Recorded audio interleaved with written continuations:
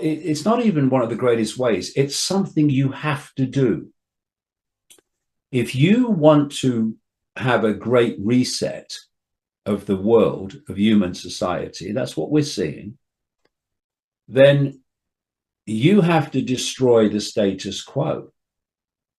It's essential, because while that status quo is in place and functioning, you can't replace it with something else. So you have to dismantle the status quo. And the process of dismantling it is to create chaos. Chaos is the currency of control. It's the state of flux and upheaval that takes you from one status quo to the next one that you want to bring in. And what we've had, and I predicted this since Trump came to power, second time, is chaos. Economic chaos, chaos now going on in LA, chaos about saying one thing and then withdrawing it days later and then saying it again. It's total chaos. And you know, businesses are going, we can't plan. We don't know what's going on. What's he going to post in the morning? Chaos. This thing with Musk and Trump, chaos. It's all part of it. It's all part of this raking up the status quo. So the Great Reset can come in. And this is the irony, that people think that that Trump is against the status quo, against the deep state. He's a vehicle of it, just like Biden was, just like Obama was, just like Boy Bush was, and his father was. It's a one-party state, but they have to give you the illusion that you're actually have political choice. Then you've got to parrot the party line and not go into this ridiculous paranormal stuff in any way, shape, or form. And that's how they control science. They control it through funding, and they control it through career protection. And so this is why so many scientists talk complete bloody nonsense about reality. But it's funny that the world that we live in, the elites push the material realm onto us, and it's all about whatever science can prove. But yet, behind closed doors, when you look at like the rituals they're into, the paintings, the arts, like they all seem to believe in a supernatural. Of course they do.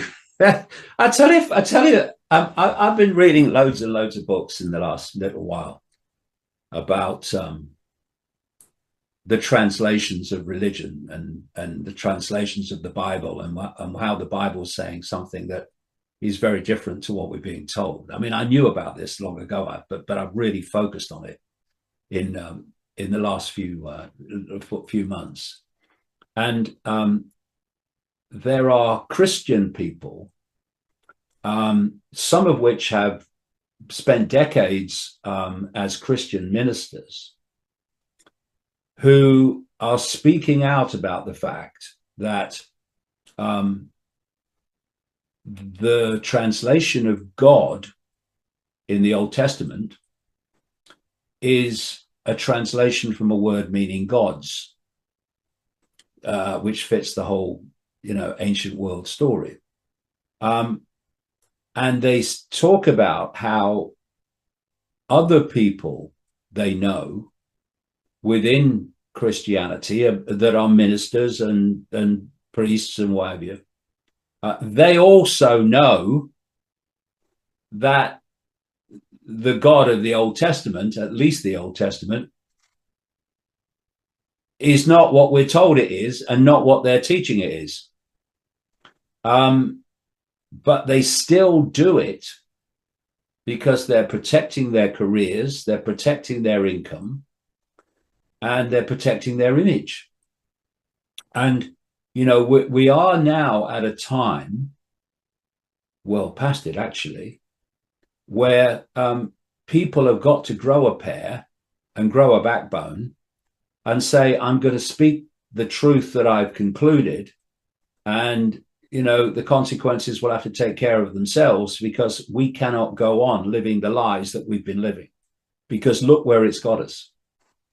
We're here because of that, and we don't have to be, and we don't have to go on from here in the same way. But it's going to take backbone. It's going to you've got to say things that are going to cost you careers, they're going to cost you income, and that are going to cost you prestige among your peers, and are going to get you laughed at. But knowledge is a privilege, and people say knowledge is power. No, it's not. No. Knowledge unused might as well be knowledge you don't have. The use of knowledge is power, not knowledge itself. And it's all right concluding certain things, but if you keep them to yourself and go on as if it's not true, then you're not using the knowledge, and therefore you might as well not have it. And so it's really a point where people are going to have to take a deep breath and start saying what they think is the situation, rather than hiding from it and going on living the lie that they know they're living, but are too frightened to break out of. I've had NBA Hall of Famer, basketball legend John Stockton on, and he talked about how everything he learned in life, or all of his life lessons, came from sports. Like, he learned all those life lessons from playing sports. And I feel like you also did too, because to be a high level athlete, you have to have amazing belief in yourself. And I think that's what gives you the courage to say the things you say, even if you are saying them before they're socially acceptable. Yeah, well, I'm fortunate in that I couldn't care less what people say about me or think about me. I'm only interested in tell you what my focus is. Can I justify with the evidence to myself that what I'm saying is true? That's the only criteria I have. And once I cross that line, I'll talk publicly about it and write publicly about it. And I will never consider, oh, but if I say this, what are people going to say? That is irrelevant, because fear of consequences is fundamentally part of the prison that people live in. But the point you make about sport is very, very true. What happens in sport is that you go through the emotional roller coaster ride in a very, very concentrated way. So where you will have emotional ups and downs in everyday life that might be days apart or weeks apart, months apart, in sport, they can be minutes apart, even seconds apart. When I was a goalkeeper, I've made great saves, and you feel good about yourself. And within 2 minutes, you've dropped a rick and given a goal away. And suddenly you've gone from this high of what you've done to this unbelievable low of making a mistake that's cost your team. And you have to deal with that. You have to become very emotionally strong and very emotionally balanced, in the sense that you enjoy the highs, yeah, and you don't like the lows, but you find an equilibrium where you have a balance of the fact that's going to happen, but also that's going to happen. That's part of what you're doing, and you learn things about yourself, and you learn things about life. I remember years and years ago, I used to write a column for an internet football website, going back long time now. And my theme of the column was football as life. And you could say sport as life. And it is amazing when you look at sport and the happenings in sport, how they mirror everyday life. And one of the things is that in a football game, at any point, you've got 22 players on the field and 50, 60, 70,000 sitting in the stand watching them. And, we have to start dealing with that, not in terms of literal football, but in terms of people realizing that 8 billion people can't be controlled by a relative handful unless the 8 billion comply and just sit there and watch. Politics is not the answer. Politics is the problem. It's people refusing to obey authority and cooperate with authority when what authority is doing is blatantly seeking to impose more control on the population. We just don't have it. We just won't cooperate. I remember Margaret Thatcher. She was called the Iron Lady when she was Prime Minister of Britain. And she was like impregnable, right? Really? Not really. And she brought in something called the poll tax. And what the poll tax did was, long story, but it was like a local council tax on your home. And it affected middle class people and it affected working class people because of the way that it was done. And normally, when something affects working class people, poorer people, then the middle class go, oh, not my problem. The great unwashed anyway. And when something affects the middle classes, the working class goes, well, I couldn't care less about you bloody middle classes, deal with it,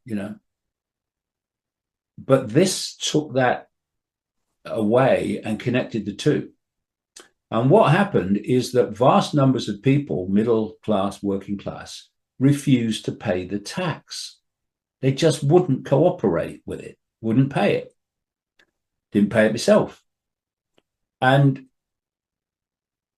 what happened in the end is the tax had to be withdrawn because there was just too many people weren't paying it and it had become too toxic for the government. And within, was it a year? She'd gone.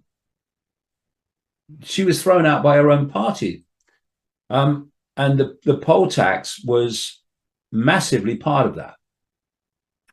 And it just shows you in this. Another thing is during COVID,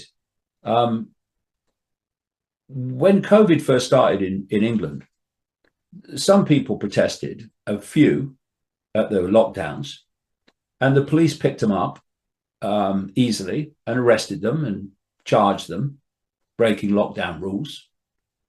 And by the end of the COVID period, we were walking through London in protests against the lockdowns that were about 100,000 people or more. And now the police were on both sides of the road watching us go past because there was just too many people that wouldn't cooperate with the lockdown rules. Nothing they could do about it. And if only people realize that if we put down the fault lines of divide and rule and put down the fault lines of belief divides and came together against a common threat through non-cooperation en masse, the game is over. Game is over. They can only do it with our cooperation. So as we're speaking now, we're getting the reports from the video footage from Los Angeles of protests against ICE from the what people call the left in politics. And the president is bringing in the National Guard troops to deal with it. And the so-called right is cheering him on. But what we're looking at is both sides being played off against each other through something that a phrase I coined in the 1990s, problem, reaction, solution. Create a problem, then offer the solution to it. In this case, you create a problem, and let's no one think that when the ICE guards and the ICE police, through this buffoon Tom Homan, go into LA, high profile, look, here we are, look, and start arresting migrants, illegal migrants, not all of which were illegal, at their places of work, etc.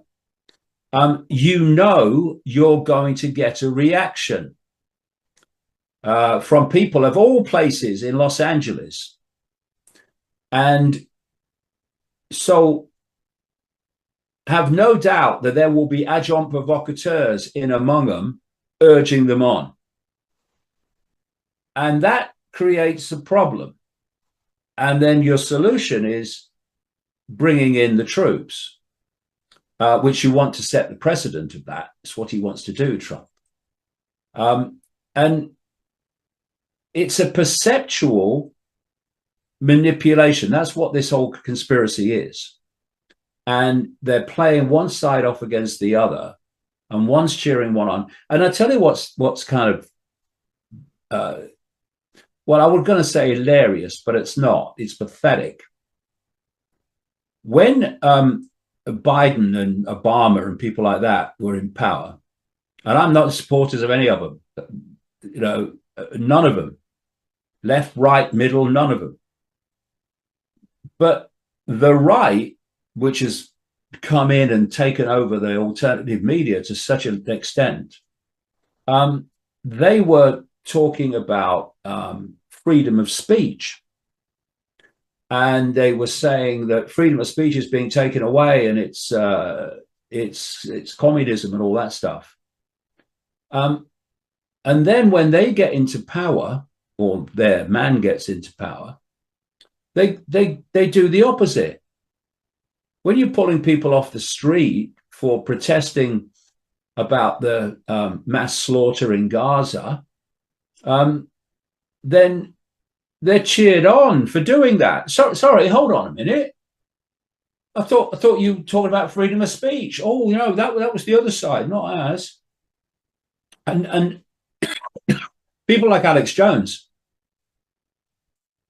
I mean, the veins on their neck would be bulging at the thought of the government sending the troops in if it was a Biden government or an Obama government. But he's supporting the fact that Trump's doing it. And, you know, and what the right would do is, when something like this happened, they'd analyze it. They'd look for the agents provocateurs. They'd look for how this situation was going to be used to benefit tyranny. They'd look at that. But because their man's in power, they don't do it. And the left, that did no journalism during the Democrat years in office, they did no journalism, no investigations into the Biden administration and all the rest of it, the Obama administration. Suddenly, when Trump comes in, they start to do journalism because their side's not in power anymore. So they start to do journalism against the guy who, and it's easier to do with Trump, but against the guy who they oppose. And it's like, hold on, can we just pass that point of puberty and enter adulthood and say, when that side does it, it's wrong. Oh, you agreed? Yeah. And when that side does it, it's wrong. Are you agreed? Yeah. Well, can we just agree that when either side does it, it's freaking wrong? And we should call it out no matter which side is doing it. Because the sides played off against each other is all part of the divide and rule that allows the few to control the many.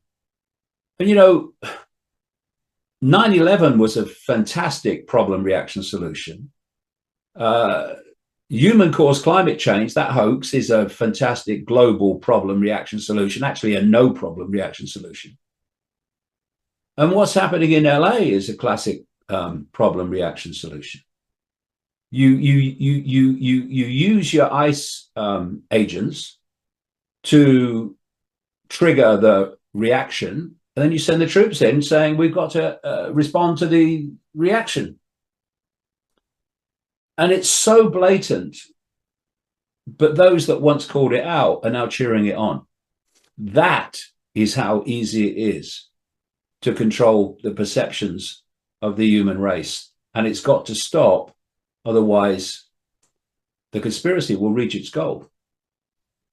Well, they know that when people are afraid, they will just they will take on any answer that the government gives them to try to put an end to the fear and the fear mongering. And I know we're both April babies. OKC bombing happened April 19th. A lot of events happen in April historically, but that was another one of those things. If you look at like historically, every huge event that created fear, it benefited the government in some way or another. And like you mentioned already, people don't look at, like yourself, and what I do my best to try to do on a daily basis is look at information and then go wherever that information takes us. The truth is the majority of people have a conclusion and then look for information to defend that conclusion.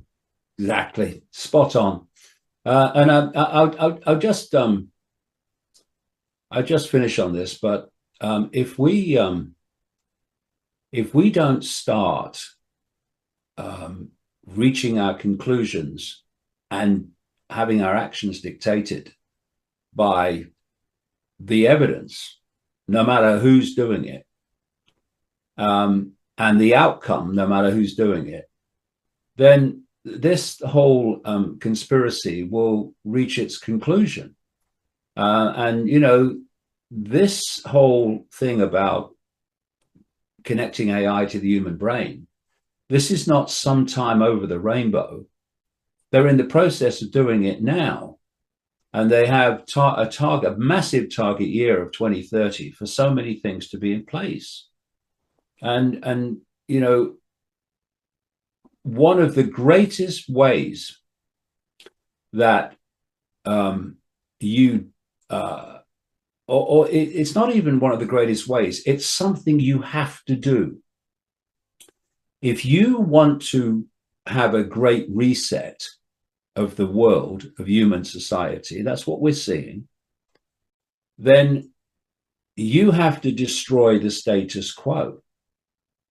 It's essential, because while that status quo is in place and functioning, you can't replace it with something else. So you have to dismantle the status quo. And the process of dismantling it is to create chaos. Chaos is the currency of control. It's the state of flux and upheaval that takes you from one status quo to the next one that you want to bring in. And what we've had, and I predicted this since Trump came to power second time, is chaos. Economic chaos, chaos now going on in LA, chaos about saying one thing and then withdrawing it days later and then saying it again. It's total chaos. And businesses are going, we can't plan. We don't know what's going on. What's he going to post in the morning? Chaos. This thing with Musk and Trump, chaos. It's all part of it. It's all part of this raking up the status quo. So the Great Reset can come in. And this is the irony that people think that that Trump is against the status quo, against the deep state. He's a vehicle of it, just like Biden was, just like Obama was, just like Boy Bush was, and his father was. Um, it's a one-party state, but they have to give you the illusion that you're actually have political choice, um, so that you won't realize that actually the same force is controlling both the ones you support and the ones you don't support, whether you're left or right. And you know what has happened in the alternative media is that in this inner core I'm talking about, is it's regressed. There was a time when it was widely accepted in the alternative media. There was no alternative media when I started out; it didn't exist. But I saw it grow, and I thought, fantastic! This is. But there was a real consensus that actually we live in one-party states, as they used to say in America when I was traveling there. It doesn't matter who gets in; it doesn't matter who you vote for because the government still gets in. But now they've regressed into the puppet show of left and right again. And when I see people like Alex Jones and others like him saying that the Democrats are the deep state, I mean, it's a freaking head shaker. The deep state doesn't have a party. It works through all of them. And this is where we've regressed back into the puppet show. And so many people have come in from the mainstream since COVID to the alternative media who some of them will know exactly what they're doing and why, but most of them have come in and they haven't got a bloody clue what's actually going on and why. But they do these podcasts telling people from a perspective of basically no research. How do you know that? Well, Trump said it. Well, how do you know that? Well, Elon said it. Pete Ethkus said it. Well, it's probably not true then. I know but there are some great people, present company included. There's some great people in the alternative media are doing great things, and unfortunately, the algorithms have been supporting those that are the more clueless among us. Trump is scarce. His whole presence in this world, what he represents, is just absolute madness, total,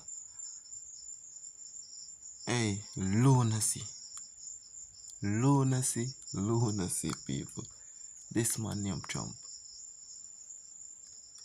This man go in front of the camera, can say anything, do anything, get away with anything, criminal. It just goes to show the comedic point everything is at the moment. Laughable. These are lawmakers, quote unquote leaders, rulers, chaos people, total lunacy. So, to close off the week, them say Epstein file I go get released. Let's see. Because we already know, people. It's just something to keep us going. As what David said, total chaos. Operation Blitzkrieg. Even David it said, people. Man said early on in a year, people, in January, December, I'm saying so many things that come fast at bit that, hey, we don't even know what we talk about, we don't know what we address. Alright, for example, people, even this whole Charlie Kirk thing, and this whole Epstein thing, and this whole Trump thing is like so much things. We have maybe been watching some Candy Summits, people, because sometimes watch Candy Summit, disagree on all other things, but hey, I was and I noticed she only focused on Charlie Kirk at the moment. She hasn't spoken about Trump. I don't know if she has gotten that phone call Cause she once came on her program and said Trump called her when she was talking about Bridget and they were telling her to tone down or something like that. So who to tell that Trump didn't call her and say, hey, don't talk about me at this point, please. I'm going through my worst decline, my fastest decline. And remember, people, these people are MAGA. These people are pushing the Trump agenda, wearing the red hat, telling people go out and vote, go out and vote, vote. Now recently, Mayor like Candice Owens say him done with voting, him done with Trump. So to you done with Trump, you're not expose Trump, you're done. Are you the best person right now in the best place position? Be demolish Trump to nothing, you know.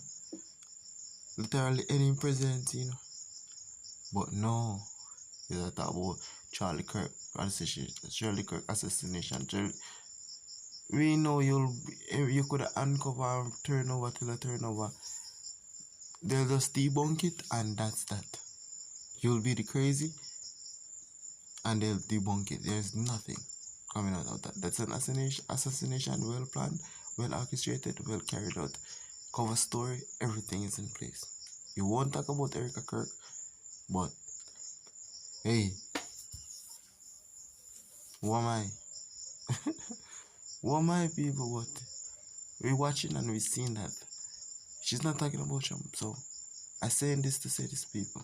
A lot of things are going on to just distract us, and Trump is like the master of that, the master of chaos, people, the master of distraction, the master of degenerate lunacy.